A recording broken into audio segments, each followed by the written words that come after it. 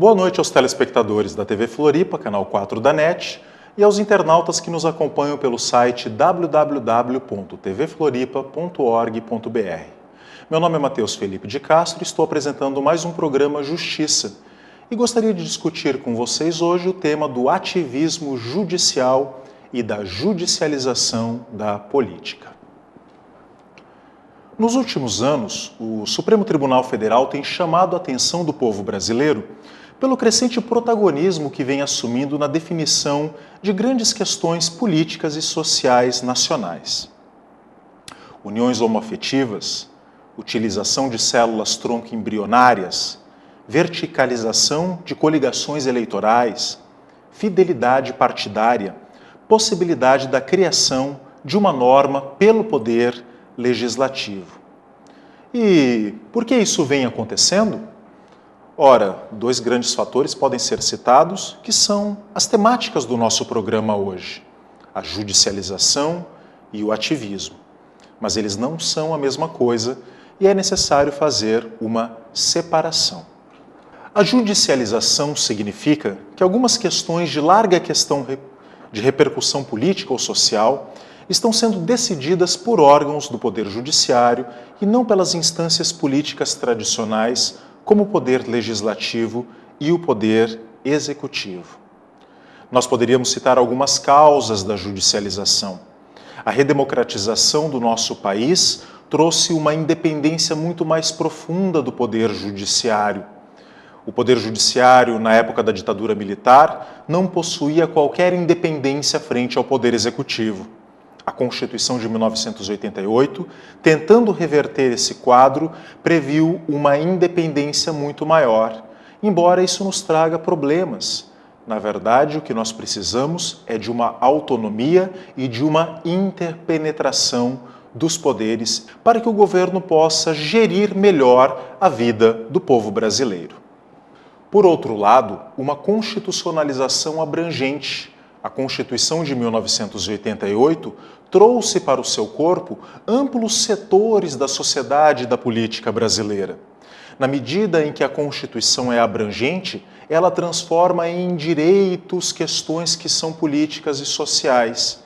E uma vez tornados direitos, surgem pretensões por parte dos particulares. Você, telespectador, pode exigir perante o Poder Judiciário que os seus direitos constitucionais sejam realizados. Por outro lado, nós tivemos uma ampliação do nosso sistema de controle constitucional. O Brasil admite um controle difuso e um controle concentrado, cujo modelo nós encontramos na legislação dos Estados Unidos da América e também na legislação europeia. Todos esses três fatores conjugados levam o Poder Judiciário a ter uma intervenção muito maior perante a vida das pessoas. A Constituição brasileira é analítica, amplíssima e, de alguma forma, desconfiada do legislador. Quando as questões importantes de uma democracia são constitucionalizadas, nós temos esse efeito, o efeito da judicialização, pelo qual os juízes passam a definir comportamentos sociais. Por exemplo, se a Constituição assegura acesso ao ensino fundamental e ao meio ambiente equilibrado, é possível judicializar a exigência desses dois direitos, levando ao Poder Judiciário o debate sobre ações concretas ou até mesmo políticas públicas que devem ser implementadas pelos governantes. Já o ativismo judicial é algo um pouco diferente. Se a judicialização é a levada ao Poder Judiciário dessas questões fundamentais, o ativismo judicial é um comportamento proativo dos juízes, que mesmo sem ser provocados, acabam se manifestando sobre questões políticas e sociais candentes que deveriam ser discutidas no Congresso Nacional através dos nossos representantes eleitos. Essa atitude, a do ativismo judicial, é a que mais causa preocupação para os estudiosos e para os analistas da política brasileira. A ideia de ativismo judicial está associada a uma participação mais ampla e intensa do Poder Judiciário na concretização de valores e de fins constitucionais, com maior interferência no espaço de atuação dos outros dois poderes. Mas, percebam, nós vivemos numa sociedade pluralista.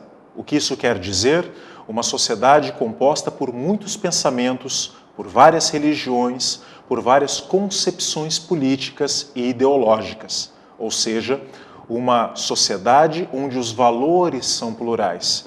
Não devem jamais prevalecer apenas alguns valores ou valores de poucos grupos sociais, mas valores que pertençam pelo menos a toda a comunidade nacional.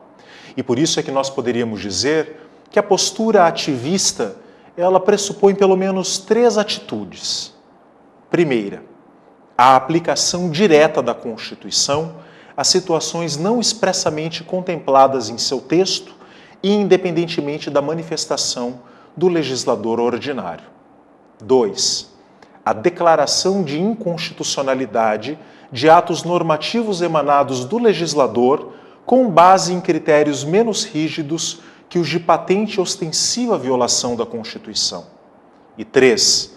A imposição de condutas ou de abstenções ao poder público, notadamente em matéria de políticas públicas. A origem do ativismo judicial remonta à jurisprudência norte-americana, à jurisprudência da Suprema Corte dos Estados Unidos. E lá ela teve uma origem conservadora. Inclusive, é de fato conhecido por todos que nas eleições de 2000, onde Al Gore, o candidato democrata à presidência dos Estados Unidos, sagrou-se vencedor nas eleições e a Suprema Corte realizou uma intervenção, realizando a anulação dos seus votos e, com isso, conferindo a vitória ao candidato republicano George W. Bush. Trata-se de um típico caso de ativismo judicial, onde o poder judiciário norte-americano, intervindo em eleições livres e democráticas, acabou alterando o seu próprio resultado. Existem riscos nessa atitude para a legitimidade democrática de um país. Nós estamos falando de juízes, e juízes não são eleitos pelo voto popular. Nós escolhemos vereadores, deputados estaduais e deputados federais para representar a escolha das decisões políticas fundamentais do povo brasileiro.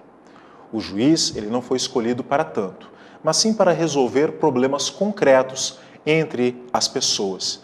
E isso nos coloca uma questão de legitimidade democrática muito profunda.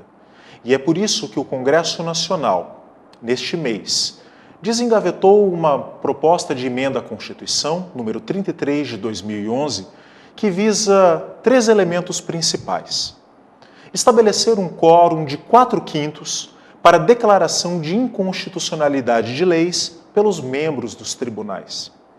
Condicionar o efeito vinculante das súmulas aprovadas pelo Supremo Tribunal Federal à aprovação pelo Poder Legislativo.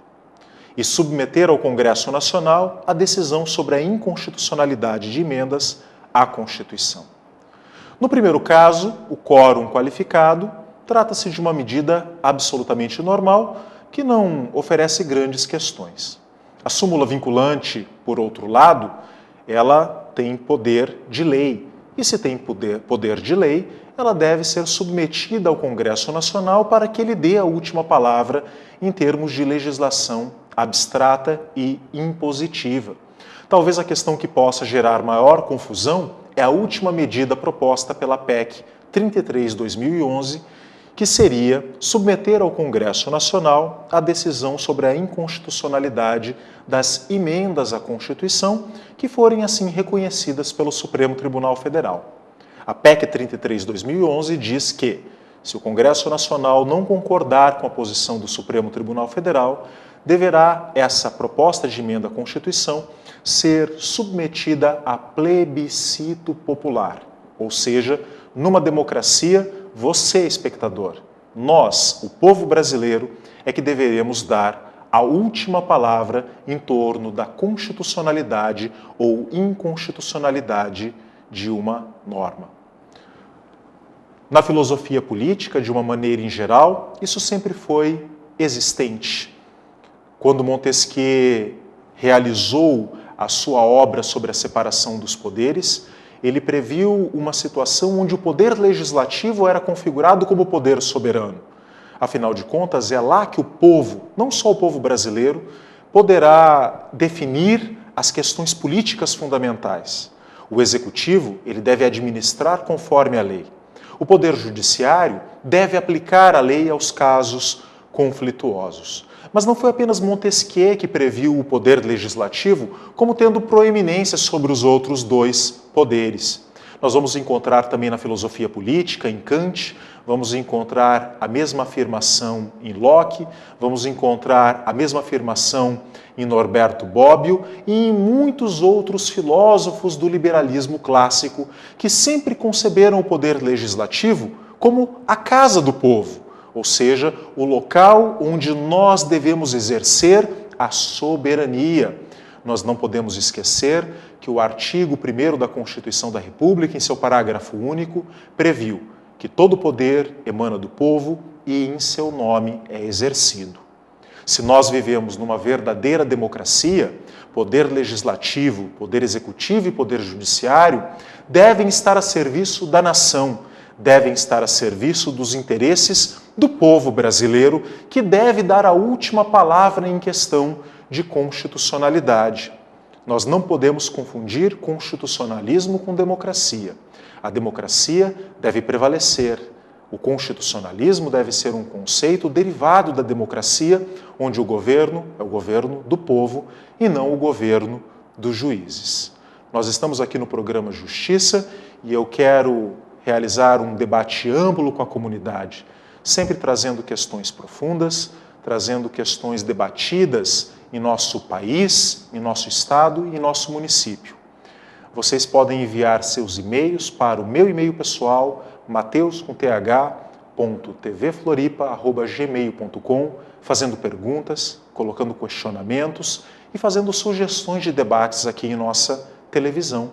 Eu espero muito pelo seu e-mail, espero poder debater com a comunidade as suas questões fundamentais, as questões do nosso município, as questões que afligem a nossa cidade. O nosso programa Justiça, ele é nosso, não é só meu, é seu também. Participe, eu estaria aqui e terei o maior prazer em encaminhar o seu pedido para as autoridades competentes. Muito obrigado e até a semana que vem.